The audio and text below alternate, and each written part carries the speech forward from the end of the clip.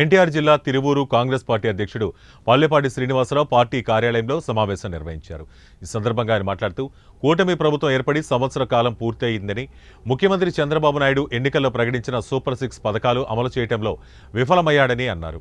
రైతులకు వ్యవసాయానికి 20,000 రూపాయల సాయం ఇస్తానన్నాడు. అది రైతులకు అందని ద్రాక్షగా మారిందని మండిపడ్డారు.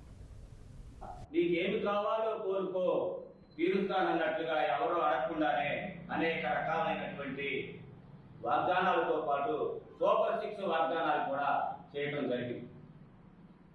కానీ ఈ ప్రభుత్వం వచ్చి సంవత్సరం అవుతున్నప్పటికీ కూడా సూపర్ 6లో 5 సంవత్సరాలకి 20 లక్షల ఉద్యోగాలు అన్నారు. అంటే సంవత్సర కాలం అయిపోయింది, 4 లక్షల ఉద్యోగాలు ఇవ్వాలి. ఆ ఉద్యోగాలు ఊసేలేదు.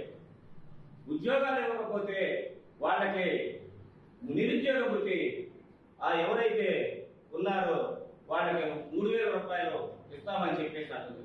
ఆ నిరుద్యోగ వృత్తి ఊసేయటం లేదు.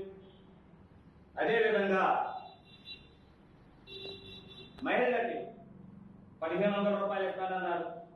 ఆ 1,500 రూపాయల సంగతి ఏమైందో తెలియదు. ఉచిత బస్సు మహిళలకు అన్నారు. ఆ ఉచిత బస్సు ఊసేయలేదు. రైతులకి ఈ పెట్టుబడి సాయం కింద 20,000 రూపాయలు ఇస్తామన్నారు సంవత్సరానికి.